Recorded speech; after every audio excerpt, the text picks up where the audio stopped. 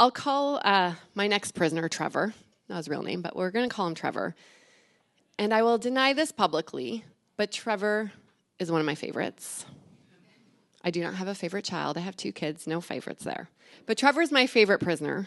And when he comes in, he has a smile that lights up the room and a very calming presence on the room. He's also the natural leader of the group and the mediator when, not that things get really heated, but when, sometimes discussions get a bit heated, he's the one to mediate and bring them back. And one day, Trevor shared a story that kind of goes like this, that if you've seen any of the scenes in a movie or a TV show with a prison and there's a common area and the prisoners are all out together and one person slights another prisoner, one day that happened to Trevor and another man called him a name. And what did Trevor do? He went back to his prison cell and started making a shiv or a knife. And he was going to go and stab the guy who'd called him a name. But then Trevor got a letter. And it was a letter from another inmate who was actually a bit of a mentor to him, someone he looked up to, and someone who was well respected in the prison. And the note said this: "Violence is a choice, and you can rise above this." And Trevor chose to rise above. He chose to stop the cycle of violence that he had lived by pretty much his whole life, and he chose to do the work. And I like to look at it as, Trevor could have got a letter that said, "You're about to make a huge mistake. You're an idiot. Don't even think about doing it."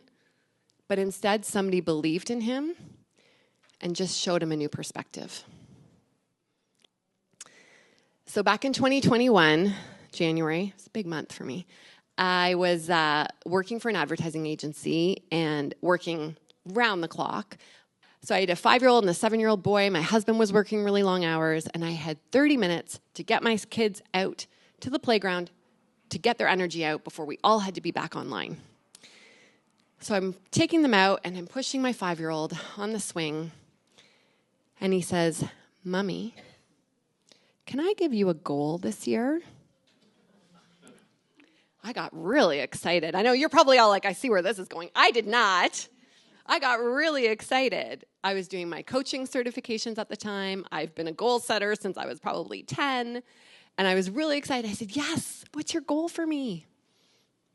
And he said, "Mommy, can you be less angry this year?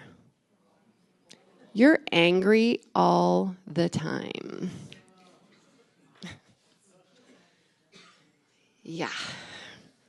It was not what I was expecting to hear at all, but it was what I needed to hear. I had, been so busy trying to rise the corporate ranks, trying to please everybody, trying to put out really good work, that I was exhausted. I was pretending to be somebody else at work. I was never showing any weakness or struggles, and my family got the brunt of it. And so it took that day, my son saying that, and again, he didn't say like, "Mom, you're a horrible mom," which I get from my 12-year-old now, but I don't get that from him. He merely just asked me a question that had me realize what had been happening. And so I did the work. I decided I don't want to be known as the angry mom. Even the strongest leaders need people who believe in them and can call them out, but hopefully in a loving and respectful way. So 2 questions here are: who in your life can challenge you without damaging the relationship? I'm sure we all have people in our lives, probably in your family, that if they challenge you, your back's going to get up and it's not going to go well. Yeah, we don't want to go to those people. We want to go to people who can challenge us, but we're going to be open and receptive.